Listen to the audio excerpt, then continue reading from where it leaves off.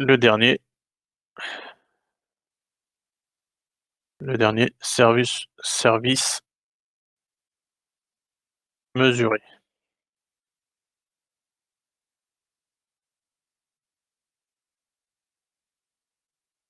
Voilà les 5 caractéristiques, d'accord? On peut en avoir plein d'autres, hein, caractéristiques, mais le NIST a mis ces normes-là. Vous vous souvenez un peu dans le câblage, comme je vous avais dit dans le câblage, il y a les normes, 568A, 568B, EIA, TIA, c'est eux qui avaient fait les normes, mais il y a d'autres, normes, hein, il y a le C, le D, le F, il y en a d'autres, hein, mais les plus utilisés, c'est ceux-là.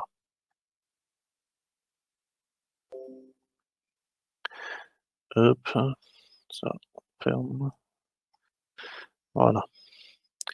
Donc ça, ce sont les 5 caractéristiques.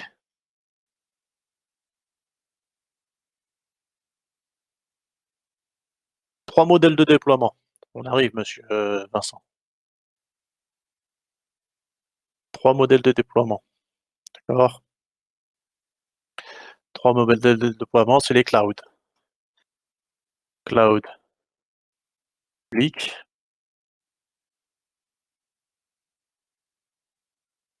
cloud privé et cloud hybride. Hybride,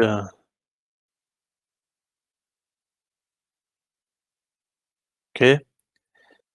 Et les 3 modèles de service, enfin, il y a 4 modèles de déploiement. Il y a aussi le cloud communautaire et moins les trois premiers sont les plus importants, communautaire. Et les 3 services sont SAS, Najoie, PaaS et IaaS.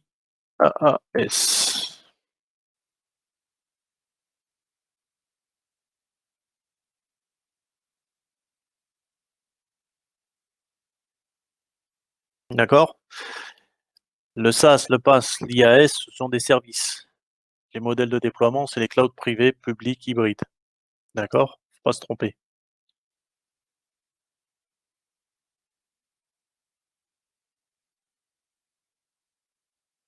Office 365, c'est quoi comme service? Exactement, c'est du SaaS.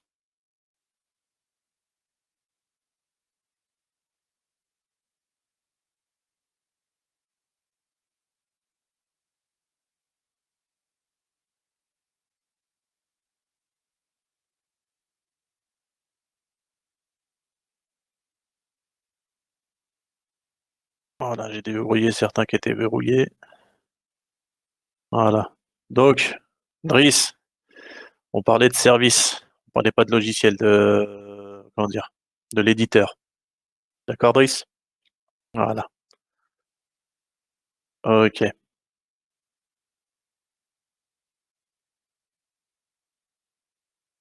Donc les intérêts du cloud computing et les avantages, c'est quoi? C'est ce qu'on avait dit, hein, au niveau des caractéristiques, hein. Ce qu'on avait mis au niveau des caractéristiques, accès réseau étendu, c'est-à-dire qu'on peut se connecter de n'importe où. Élasticité rapide, c'est-à-dire on a un gain de temps au niveau de la réinstallation.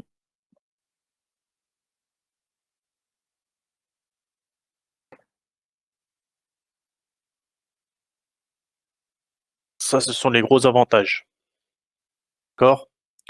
Ça fait du bien aussi à l'écologie, ça fait réduction des coûts, tout à fait.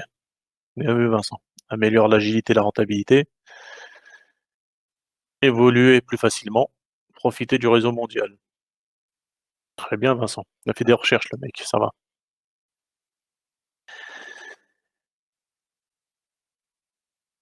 Donc quand on dit réduction des coûts, comme je vous ai expliqué hier, faut pas voir ça, aujourd'hui pour demain, faut voir ça sur, du long terme lorsqu'on change de matériel, lorsqu'on évolue et tout, on change de matériel. Là, on a juste à faire «Allô», en 5 minutes, c'est fait et on continue à travailler.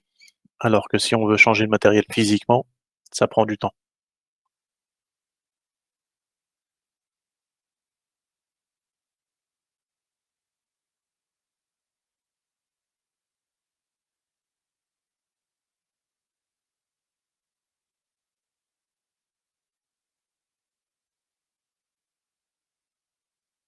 Discussion publique.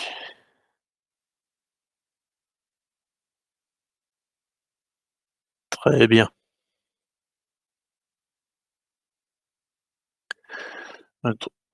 Quels sont comment on appelle ça? Les inconvénients qu'on peut avoir?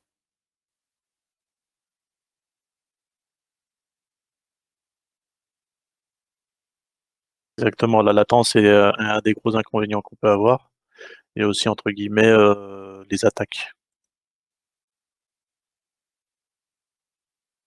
Les attaques, on est cible d'attaque, oui. Sécurité des données, des infrastructures, de tout. En général, là, c'est, lorsqu'on est attaqué, c'est surtout pour les données. Une fois qu'on a nos données, on peut tout bloquer. Hop, je vais remettre ça. Donc, un truc qu'il faut savoir, que ce soit en cloud ou pas cloud, à partir du moment où vous mettez un serveur, que ce soit chez vous, en entreprise et tout, vous avez des attaques. Vous avez systématiquement des attaques. Même vos box, hein, vous allez sur vos fichiers d'événements, vous allez voir le nombre de personnes qui essaient de se connecter et que lorsque vous avez un serveur, c'est pire. Comment dire? C'est pire. Par exemple, là, je reprends le mon NAS, tous les jours, plus d'une centaine de tentatives de connexion, si c'est pas des milliers.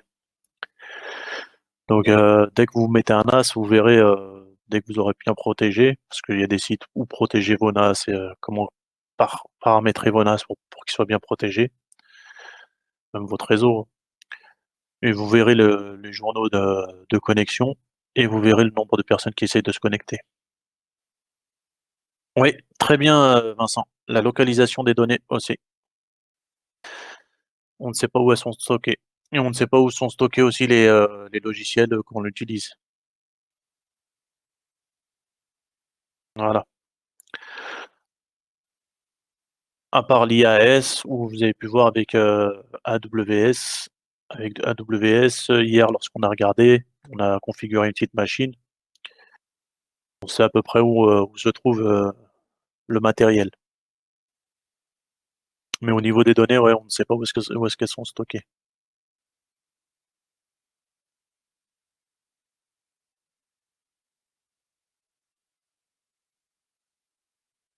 Heu, non, écran, ah, alors,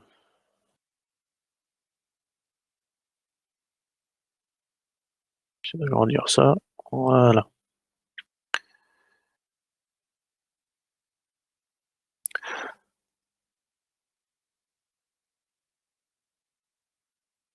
Donc pour ceux qui ont fait des petites recherches hier, s'il y en a qui ont fait des recherches, ils ont pu voir qu'il y avait plusieurs fournisseurs. Nous, on s'est concentré sur AWS, Google et Microsoft, mais vous en avez toute une flopée, hein.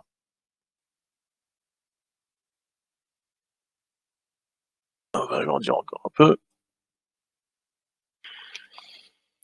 Donc là, le tableau qu'il y a sur, c'est l'infrastructure comme un service, d'accord? IaaS. Donc vous avez vu, hein, il y a 8 étapes pour le mode classique, 3 étapes pour le mode IaaS.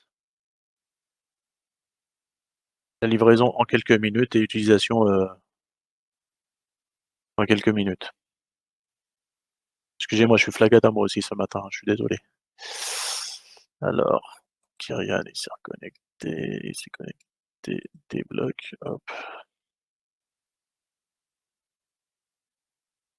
J'y vais mollo, t'inquiète pas, Karim. Merci.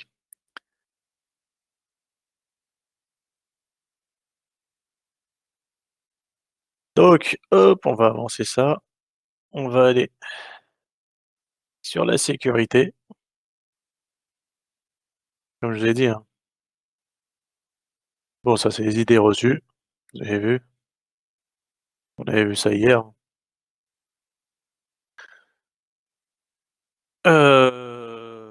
Lorsqu'on regarde bien, ça coûte pas vraiment très cher. Vous avez vu hier une machine balourde, c'est 8 centimes l'heure. Vous faites ça sur une journée, sur 8 heures, vous avez même pas 1 euro.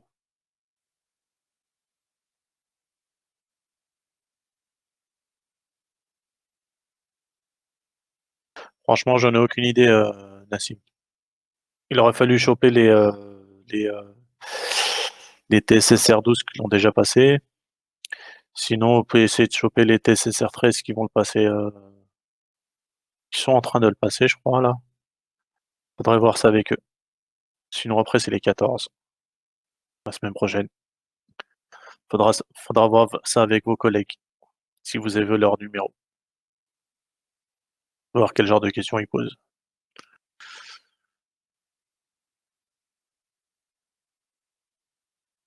Mais les gros points à savoir, c'est le NIST. Qu'est-ce que le NIST?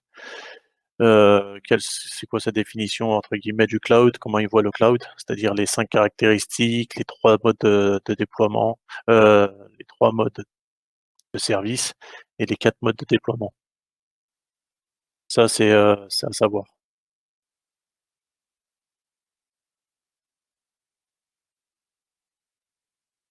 Donc, la sécurité dans le cloud fait référence à la protection de l'intégrité des applications, des données de l'infrastructure virtuelle hébergée dans le cloud. Le terme s'applique à tous les modèles et les services. D'accord? Quand on parle de sécurité du cloud, on parle de tout. C'est comme quand on parle de sécurité réseau, on parle de tout ce qui est données et applications. D'accord? Et quand on parle de applications et données, on parle des connexions aussi. De manière générale, dans le cadre des services cloud, le fournisseur de cloud a la responsabilité de sécuriser l'infrastructure sous-jacente, tandis que le client a la responsabilité de sécuriser les applications et les données du cloud. Donc, quand on vous parle des applications, c'est-à-dire de la manière dont vous allez vous connecter, parce que comme je vous dis, lorsque vous êtes sur un SaaS, vous vous connectez à une application. On est d'accord? Voilà.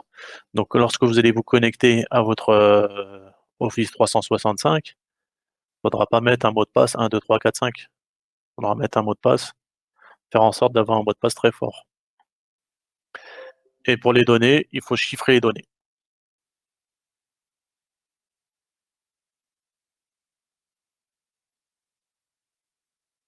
C'est bon, c'est clair?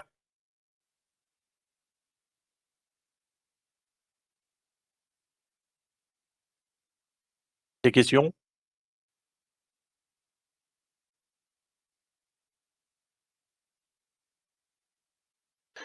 S'il y Et en a quand qui vous veulent dites, mettre, monsieur, quand vous oui, dites oui, chiffrer les données, ça veut dire qu'il faut on chiffre quoi, le disque dur? tu peux chiffrer ton disque dur comme tu peux chiffrer juste la donnée, hein. Tu sais, lorsque tu partages tes données, tu partages ton dossier, tout ça, tu chiffres. En fait, il va falloir mettre au moment où tu vas te connecter dessus, il faudra que ce soit un mot de passe fort. On va voir ça au plus en détail après. Mais les données, tu peux les chiffrer sans chiffrer ton disque dur entier. D'accord? Vous avez vu NTFS, NFS et c'était quoi le troisième? RFS ou pas?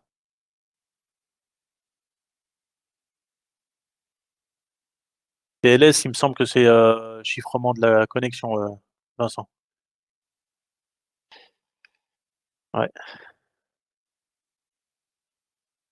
Donc, lorsqu'on formate en NTFS une partition, on la formate en NTFS. Lorsqu'on fait un clic droit sur un fichier, on a 4 onglets qui vont s'afficher. D'accord? Je vais vous montrer. Hop.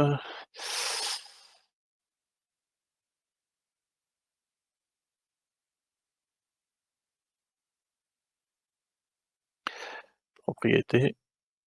Je vais voir si je peux partager ça. Partager l'écran. Fenêtre.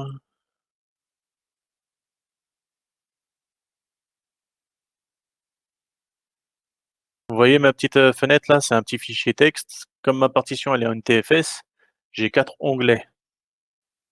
D'accord? Sécurité, détails et version précédente. Lorsqu'on va sur sécurité, là je choisis les personnes et je peux modifier. Je peux modifier le contrôle dessus. D'accord? Et lorsqu'on va rajouter les personnes à qui on partage, parce qu'on va faire notre liste, tout le monde ou pas tout le monde, et là on va autoriser ou refuser les accès. C'est à ça que ça sert le NTFS. D'accord? Le RFS, c'est pareil. Pas de 32, c'est un peu moins sécurisé. C'est clair?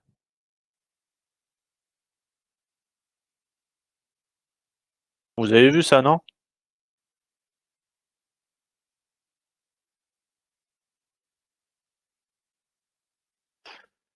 Donc là, c'est juste, on va dire, on a juste, comment on appelle ça? On a juste sécurisé en NTFS, au niveau du partage, au niveau de lecture, écriture. Mais après, on peut aussi envoyer, via VPN, se connecter en VPN et là, ça sera chiffré. D'accord? Oui, Ngon. Pourquoi non? Qu'est-ce qui est pas clair?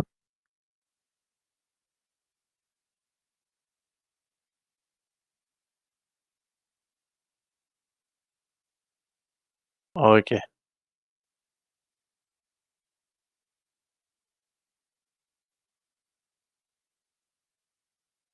Hop.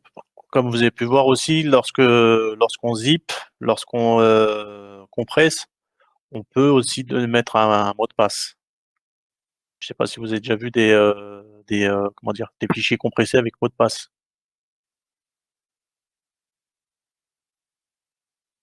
OK. Un dossier, vous pouvez lui mettre un BitLocker.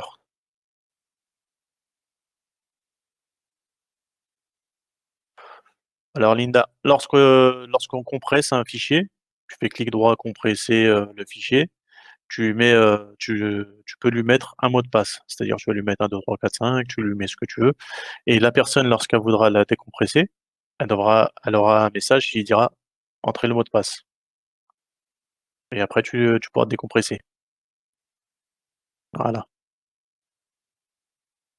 De rien. Heu, je disais quoi juste avant? Il y a comment dire? Il y a aussi le BitLocker. On peut bloquer, une partition en BitLocker et lorsqu'on envoie un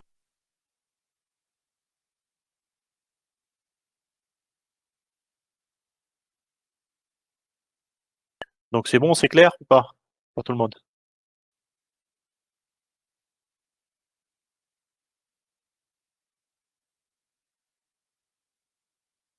Non?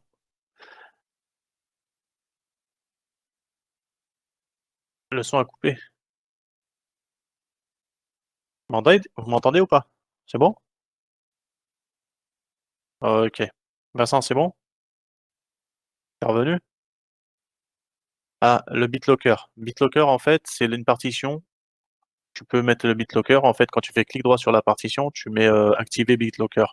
Tu vas créer un mot de passe et on va t'envoyer une clé de chiffrement. Une fois que tu as fait ça, la personne, lorsqu'elle voudra se connecter, double-cliquer sur,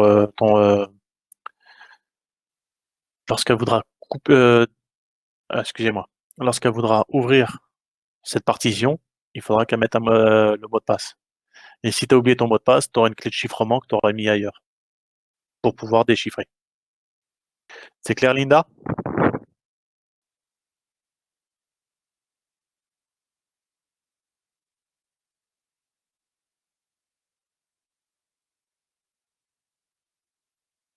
Ok, c'est bon les autres? Vous m'avez entendu?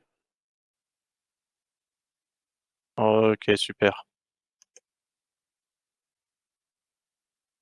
Et monsieur, et cette clé de chiffrement, qui nous la donne? C'est comme les autres quand on veut Elle faire va être, la clé de chiffrement, en fait, elle va être le BitLocker générée. là. Elle va être générée. Tu vois, ça Ah, va être ok. une clé hexadécimale. Non, pas hexadécimale. Avec plein de caractères que tu vas mettre ailleurs. Et toi, si tu as oublié ton mot de passe, il va te dire mot de passe oublié, donne-moi la clé de chiffrement. Tac, tu iras chercher ta clé de déchiffrement, tu mettras, et ça t'autorisera à l'ouvrir. Donc ce fichier-là, faudra pas le mettre dans la partition que tu voudras ouvrir. C'est-à-dire une clé USB, aujourd'hui une clé USB, vous lui mettez BitLocker, une clé USB, vous oubliez pas votre mot de passe, là où vous irez, vous la mettez, hop, il faut BitLocker. Ça ne veut pas dire que la personne ne pourra pas l'utiliser après. Elle a juste à la formater. Mais les données qui sont dedans, la personne ne pourra pas les utiliser. Ah, ça c'est intégré au noyau, n'est-ce pas, C'est intégré système? à Windows, oui. Merci. De rien. Je vais vous faire un exemple. Hop.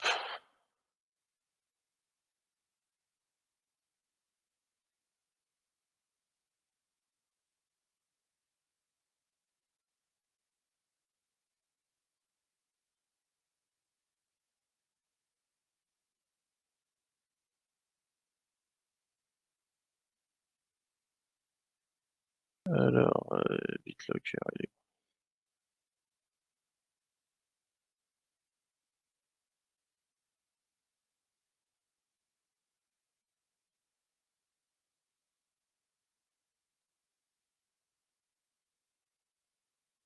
Non, faudrait que je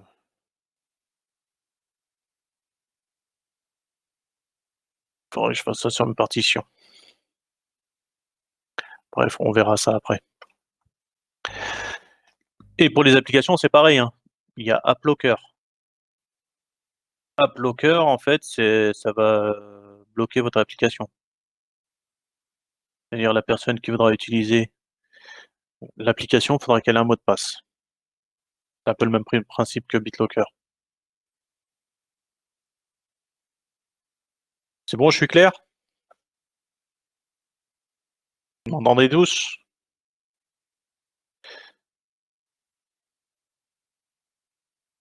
Ok.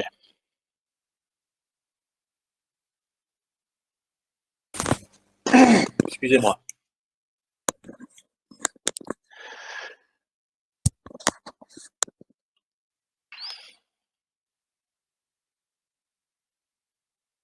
Des questions?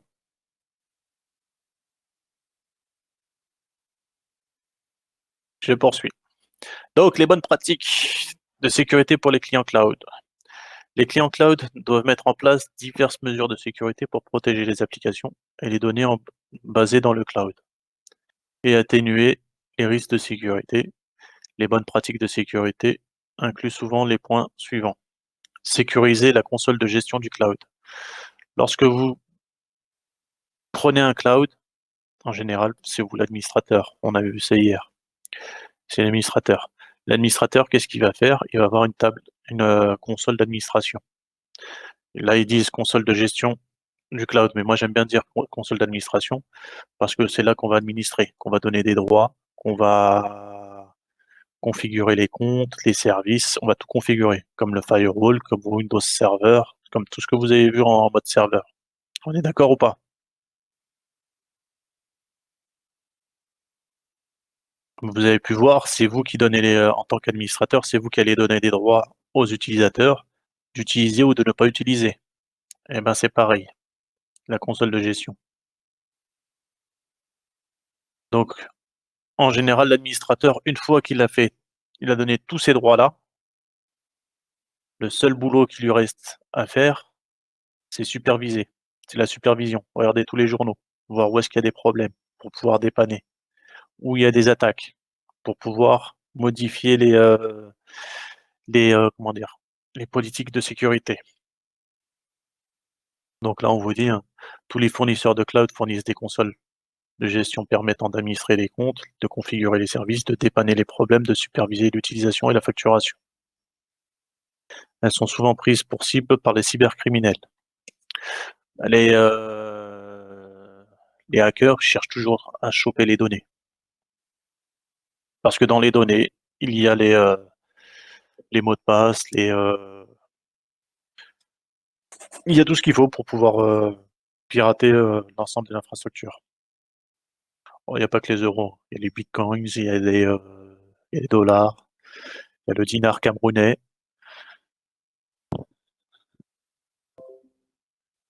il y a de tout.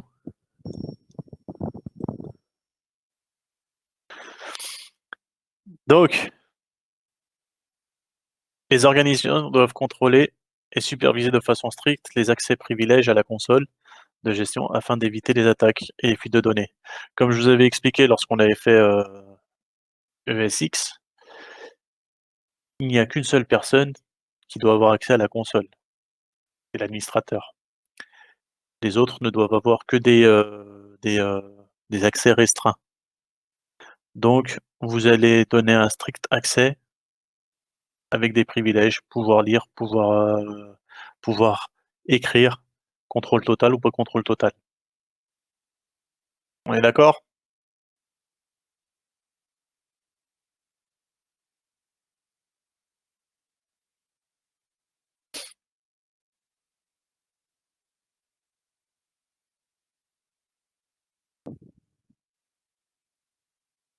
Najwa, c'est bon?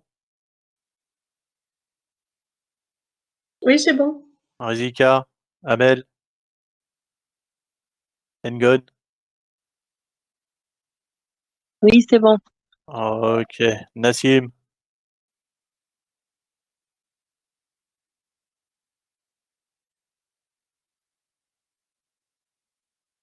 c'est ok ou pas, tout le monde?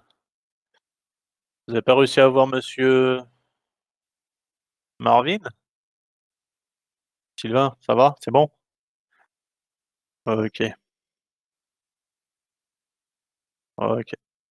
Envoyez-lui un message, dites-lui que j'ai mis présent, qu'il n'envoie pas de message à ses fiacs. S'il vous plaît, je vous remercie. De rien. Allez, alors,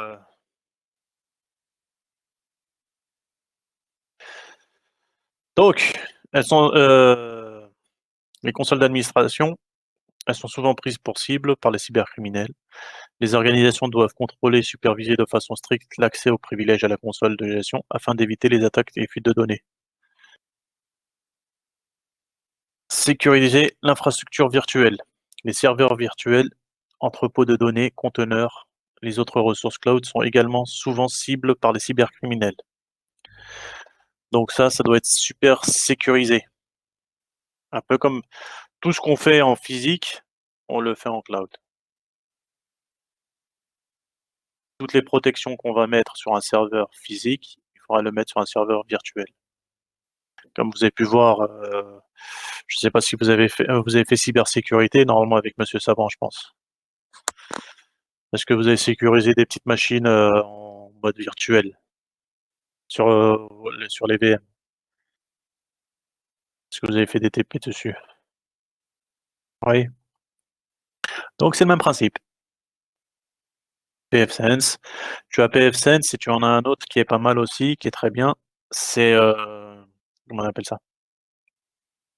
Oh, j'ai oublié son nom. Sophos, je vous l'avais dit. Sophos XG.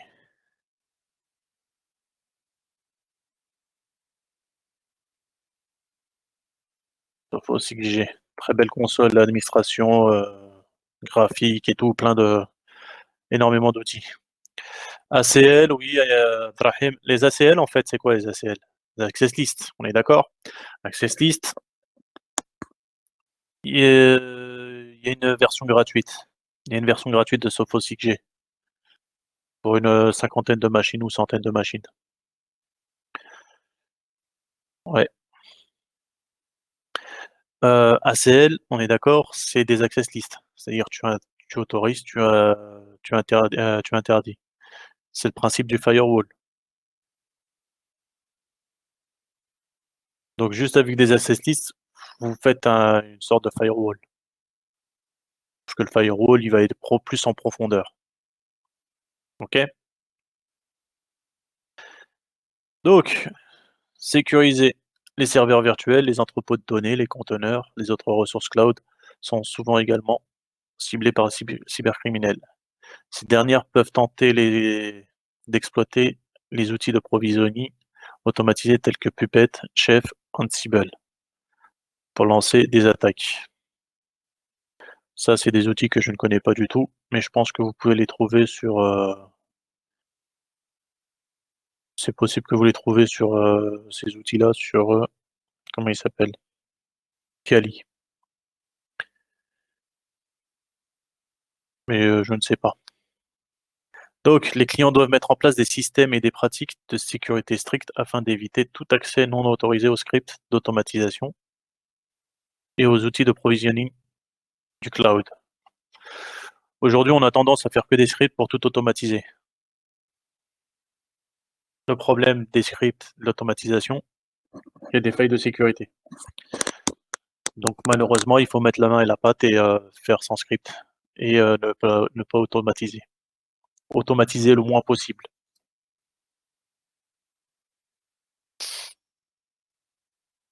Sécuriser les clés SSH des API. API, c'est les applications. C'est, en fait, c'est lorsque vous lancez une application, ça lance un protocole qui va chercher cette API et l'API va lancer l'application. Les applications cloud invoquent généralement des API pour arrêter ou démarrer des serveurs, instancier des conteneurs ou modifier l'environnement. Donc, pour sécuriser ces API, les identifiants d'accès aux API comme les clés SSH sont souvent codés, donc, excusez-moi. Les identifiants d'accès aux API comme les clés SSH sont souvent codés dans des applications et placés dans des référentiels publics comme GitHub, ciblés par des attaquants mal intentionnés.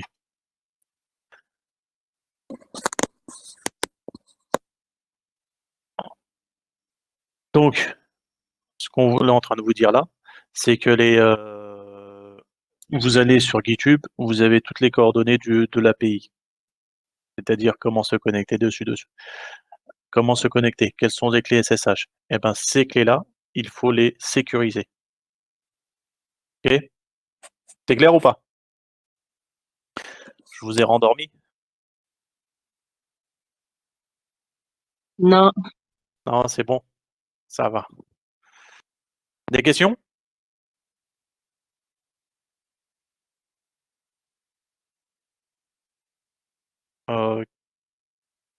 OK.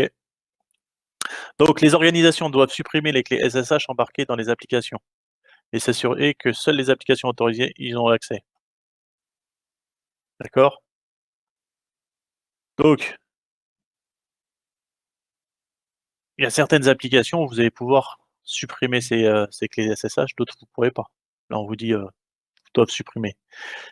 Mais rien ne vous empêche de mettre d'autres clés, de les, comment dire? De les sécuriser et d'autoriser seulement certaines applications. Un peu comme le firewall, par exemple, je vais prendre, je vais prendre un exemple. Lorsque vous avez quelqu'un qui regarde trop YouTube, hop, vous allez sur votre box, vous bloquez YouTube. D'accord? L'application, l'URL YouTube, tac, la personne elle pourra faire ce qu'elle veut, elle n'ira pas YouTube. Eh ben, c'est le même principe. Vous allez autoriser et interdire les applications que vous voulez. C'est le principe du firewall.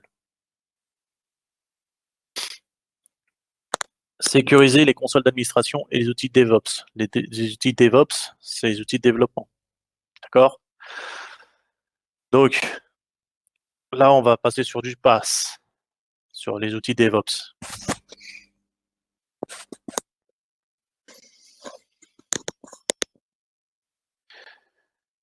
La plupart des organisations DevOps s'appuient sur une palette d'outils CI/CD.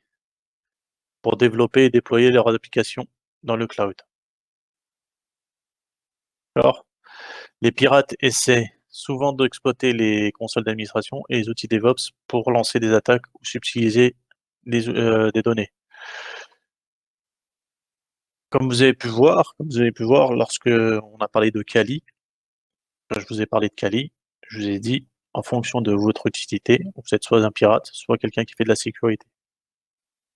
Et ben, il y a des personnes qui utilisent des outils pareils comme Kali, comme d'autres outils, pour craquer, pour casser. Par exemple, le KMS, c'est un outil qui appartient à Microsoft. Il y en a qui s'en servent pour craquer leur Windows ou leur Office.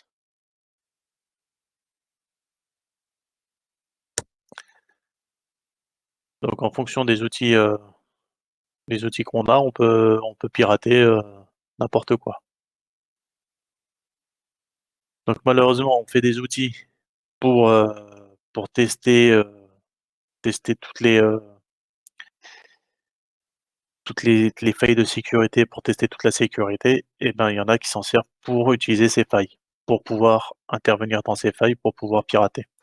Donc, les développeurs font en sorte de créer des outils plus performants de façon à tout bloquer, à tout verrouiller.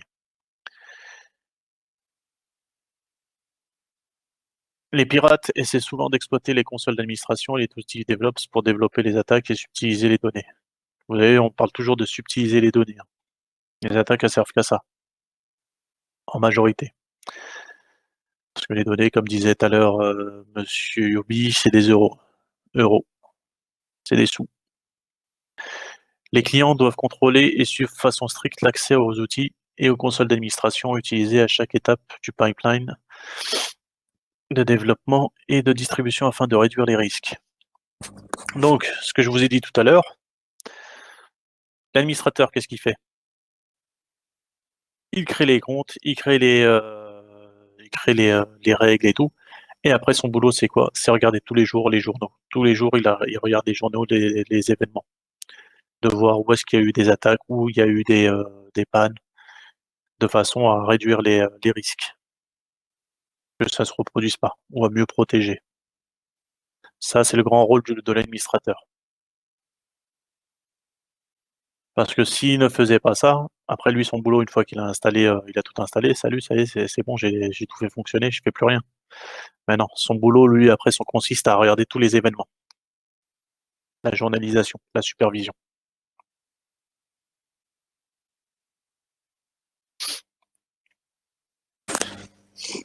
Excusez-moi,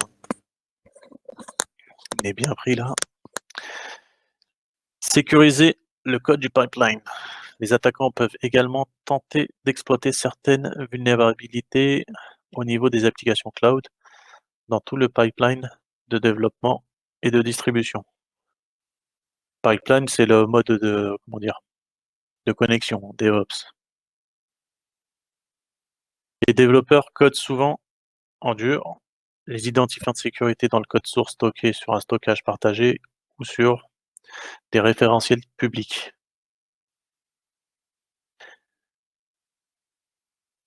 Alors, les développeurs, lorsqu'ils codent, ils ont toujours leur petite leur petite signature et tout. Et le problème avec ces signatures, des fois, elles peuvent être vite être décryptées. Une fois que c'est décrypté, ben, on a accès à tous les outils que ce développeur a créés. C'est relou, lui.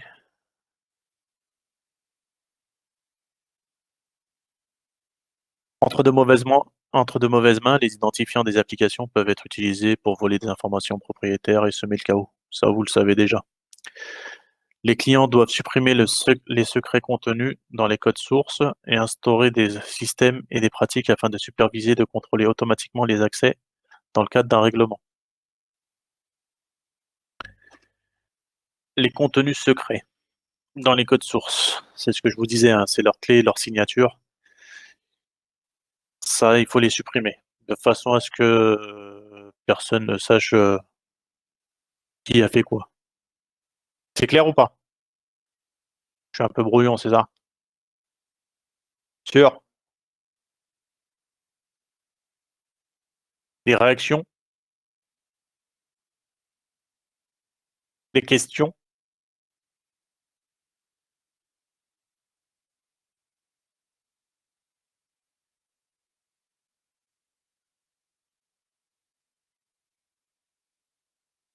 J'ai des questions ou pas? You are now unmuted. Ouais, vas-y.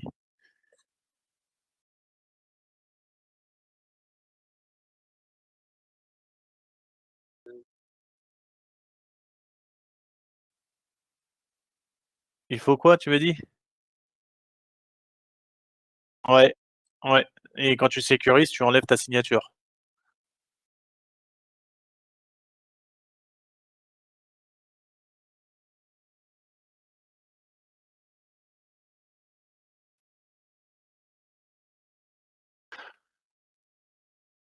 Tu peux les retirer normalement après, ouais. Normalement, tu peux les retirer après.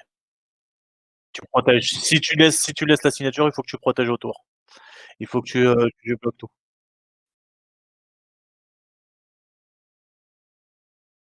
Bah, comment ça s'appelle? Lorsque tu as la signature d'un comment dire? D'un développeur, lorsque tu as sa signature du programme, tu vas pouvoir, entre guillemets, si tu arrives à la craquer, tu vas pouvoir craquer toutes les autres applications. Je crois que Office, comment ils ont fait pour faire Office? Tu sais, pour pouvoir craquer Office. C'est parce qu'ils ont réussi à craquer ces codes-là.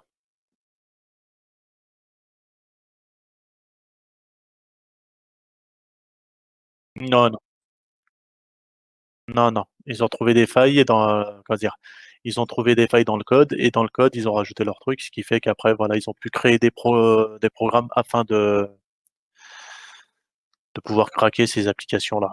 C'est pas que Office, hein, c'est tous les logiciels qu'on peut craquer.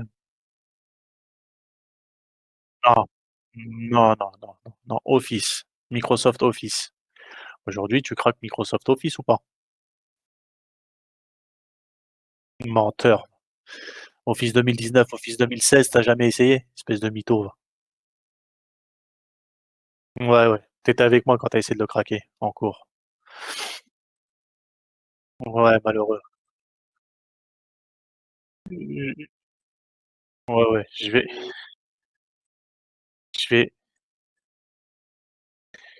je vais te couper le micro, tu vas voir. Non, t'inquiète. Non, donc voilà quoi, c'est ces codes-là. OK? Voilà. Donc, You are now muted. action préventive, c'est les actions pour assurer la sécurité du cloud. Politique de sécurité,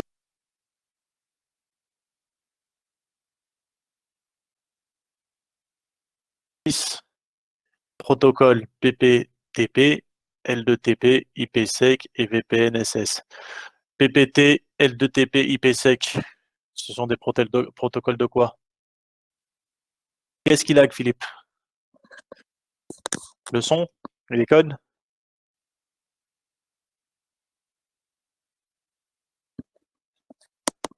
C'est moi qui lag ou c'est le micro?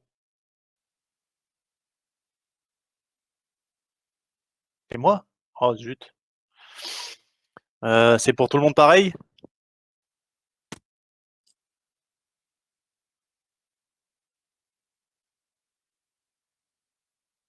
OK. Ouais, bah, je pense que vous avez un petit problème de connexion pour les autres.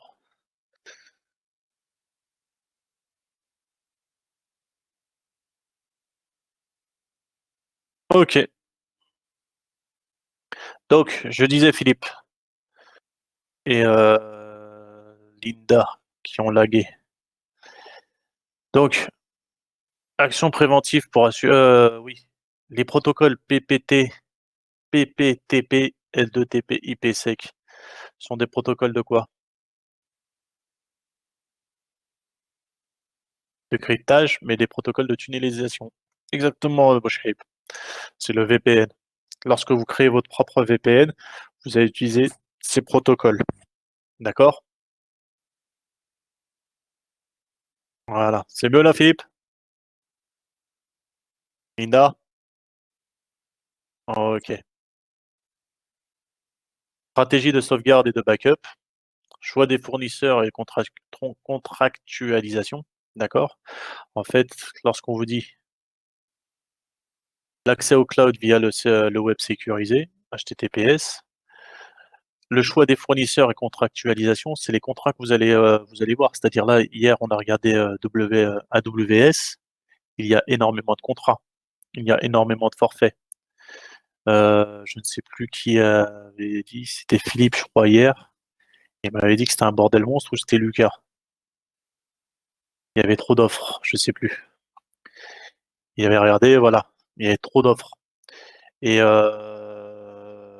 en fonction de l'offre que tu vas avoir, du contrat, faut regarder dans les contrats, qu'est-ce qu'on te propose au niveau sécurité? Quel choix on te donne, euh, au niveau de l'administration. Donc ça, c'est ce qui va favoriser votre choix des fournisseurs. Après, vous pouvez avoir plusieurs fournisseurs en même temps. Vous pouvez avoir du Azure et du AWS à côté pour pour différents outils. D'accord? Stratégie de sauvegarde et de backup. Là après, c'est vous qui allez voir comment vous allez sauvegarder. Ça se répète, un backup et sauvegarde, c'est la même chose. Est-ce que je sauvegarde toutes les semaines? Est-ce que je sauvegarde tous les jours? Est-ce que je sauvegarde en fonction des moyens que vous avez, du stockage que vous avez? Vous choisissez vos stratégies de sauvegarde. D'accord? Là, je vous avais pris un exemple de, comment ça s'appelle, la mairie de Joinville-le-Pont. J'avais un pote qui était DSI là-bas. Il y avait une secrétaire, dans la mairie. Elle a ouvert un fichier. Hop, ils se sont fait rançonner. Ils ont pris un ransomware. Donc toutes les données étaient perdues. Ils ont dû revenir 3 jours avant. C'est-à-dire toutes les données entre étaient perdues.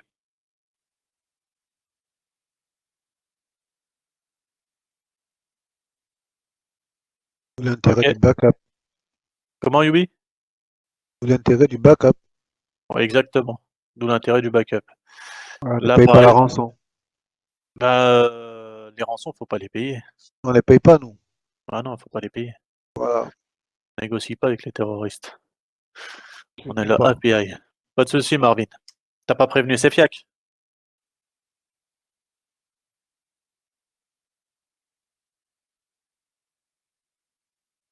Ok, super. Bien sûr qu'on demande les rançons, nous. Donc, pour revenir comment ça s'appelle, au backup, là hier, vous avez vu, vous vous êtes fait un petit cloud vite fait privé. Euh, Rien ne vous empêche, dès que vous vous connectez, de dire voilà, dès que je me connecte, hop, ça sauvegarde. Là, avec le petit logiciel là qu'on a fait là, hier, qu'on a mis, Daemon 5, d'accord? Rien ne vous empêche de, par exemple là sur un NAS, de sauvegarder votre ordinateur. Vous allez lui donner une heure précise. Hop, tous les soirs à 20 heures, tu me sauvegardes mon ordinateur. Tous les soirs. Et ça incrémente. Et après il y a différentes formes de sauvegarde, de backup. Incrémentation, c'est-à-dire qu'il va sauvegarder juste le lendemain ce que vous avez rajouté. Et d'autres qui vont faire comment ça s'appelle, des backups entières.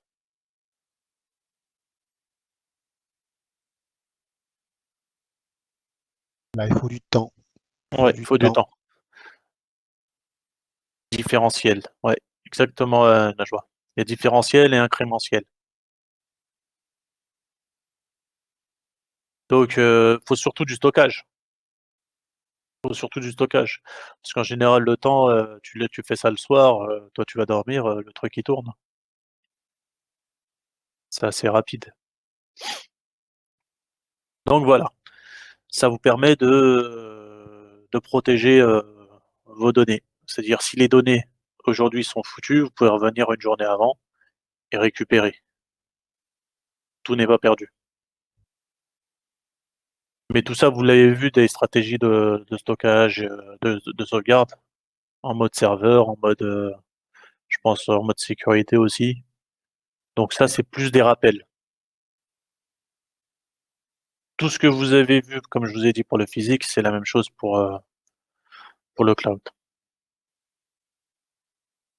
Sauf que le fait de surcharger la sécurité, même dans le physique, hein, plus on met comment on appelle ça? De la sécurité, plus on bride la connexion. Exactement, la latence. Donc faut calculer, faut voir ce dont on a besoin ou pas. Donc faut faire en sorte de bien dispatcher les ressources de façon à ce qu'elles ne soient pas selon nos besoins, quoi, en fait. Si j'ai besoin d'une rapidité sur un truc, je vais pas mettre trop de sécurité là-dessus. Je vais favoriser plus sur les données. Ou trouver une backup, c'est-à-dire Najwa.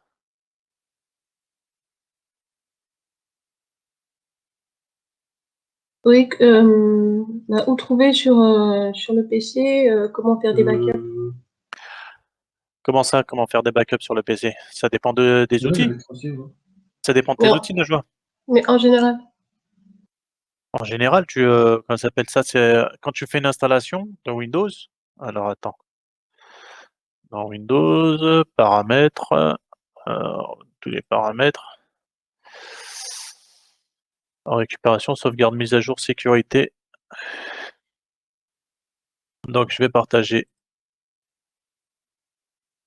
l'écran, la fenêtre, hop.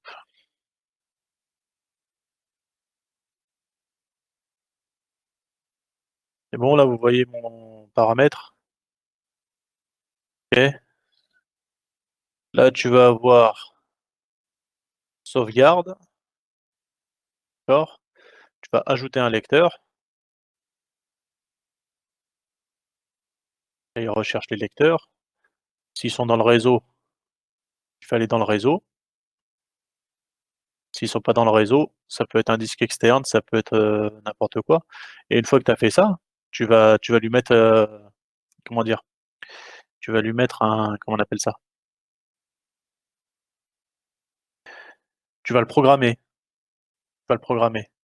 Et après, pour le relancer, pour, euh, pour récupérer, tu vas restaurer alors restaurer, normalement c'est en récupération. Alors c'était où? Normalement tu avais restauré quelque part.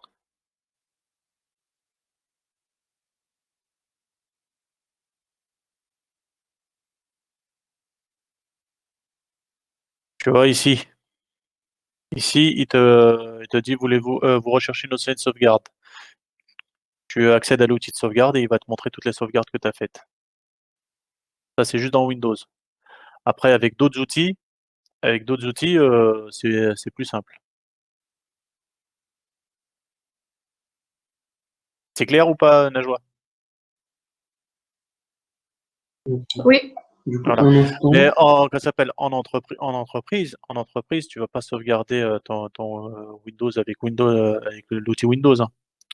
En entreprise, tu vas faire tes sauvegardes avec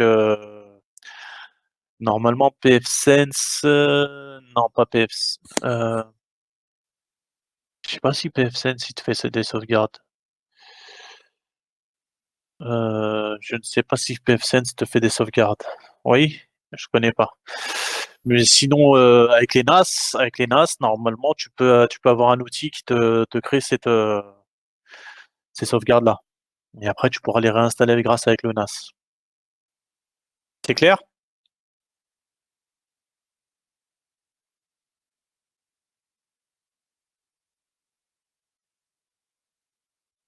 Voilà. Ok.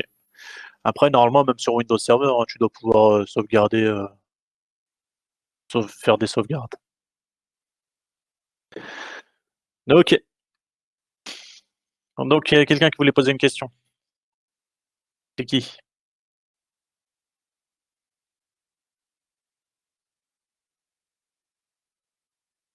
Question, non?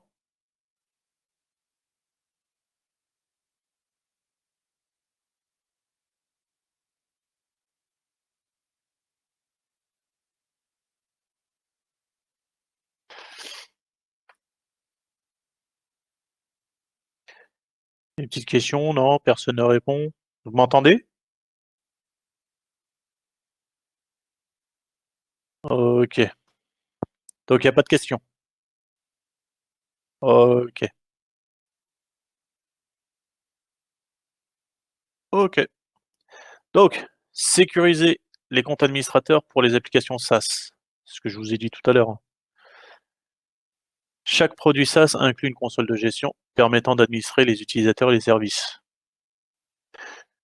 Lorsque je vous ai expliqué tout à l'heure Office 365 et hier, on a l'impression, tac, la boîte prenait un abonnement, hop, vous avez votre mot de passe et votre identifiant et vous y allez dessus.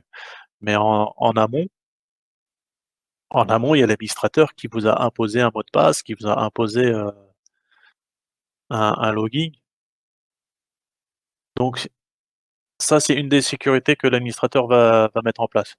Après, il va mettre aussi en place les services, tout ce qui est, comme je vous ai dit, in les autorisations et les interdictions.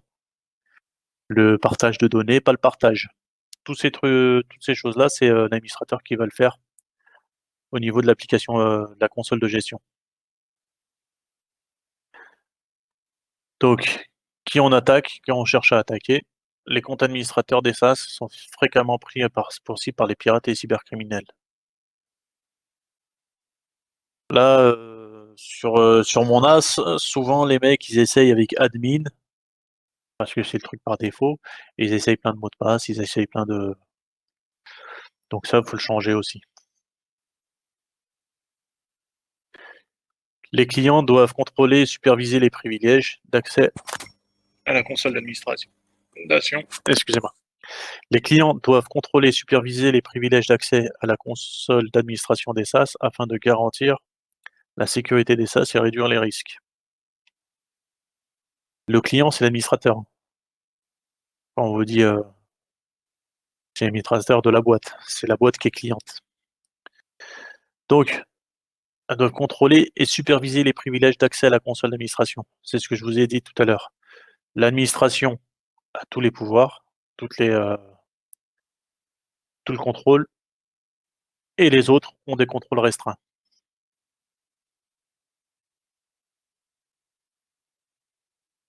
Metasploit est un outil pour le développement et l'exécution d'exploits pour une machine distante, contre une machine distante.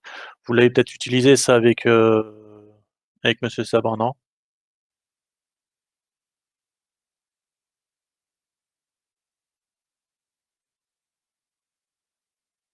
Ok.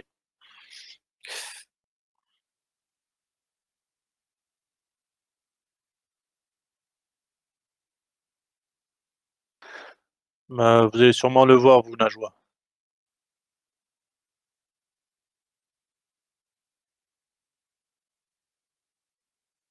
Donc Metasploit, ça va vous permettre de tester de faire des exploits pour pouvoir essayer de craquer une machine à distance. Donc, ce que vous avez dû voir aussi, c'était que déjà, le RDP, le bureau à distance, il y avait une grosse faille de sécurité. Ça à éviter. Si on utilise le bureau à distance, il faut passer par un VPN, de façon à chiffrer comment ça s'appelle, votre connexion au bureau à distance. Ou qui peut sauver un petit peu, mais qui n'est pas très sécurisé, mais plus sécurisé que le port 39. Alors, c'était quoi? C'est 39. Alors, c'est quel port RDP? 33,89. 3389. Merci, messieurs. Donc, 3389, vous changez le port, vous faites une redirection de port. Ça peut vous aider. Moi, ce que j'ai fait sur mon NAS, j'ai fait des redirections de port. Donc, on m'a dit de faire ça, j'ai fait ça, j'ai changé mes ports. Ce qui fait quand je me connecte pas en 80, je me connecte avec un autre port dessus. C'est quel port? Oui. C'est quel port? Hein? Quel port vous vous connectez avec? Sur mon NAS? 1974. Ok, c'est noté. Voilà, On va c'est noté? on arrive, on arrive. Vas-y, arrive, tu peux. Tu peux. Donc, il permet de réaliser des audits en sécurité, de tester et de développer ses propres exploits. Créé à l'origine en langage Perl, Metasploit Framework a été complètement réécrit en langage Ruby. Donc ça, c'est des langages qui sont sur Linux, hein. D'accord, Najwa? C'est bon les autres? C'est bon pour tout le monde? Ok.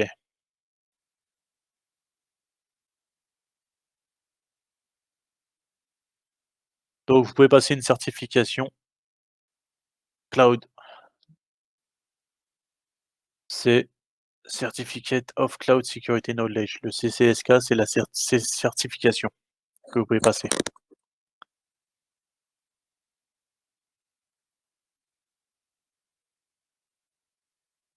Alors, c'était pas celui-là. Donc, nous allons revenir. Nous allons faire une petite pause. On revient à moins quart, c'est bon?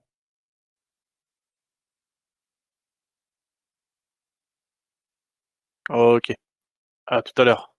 15 minutes, monsieur Fauji. Monsieur Yubi. Allez, café pour les autres.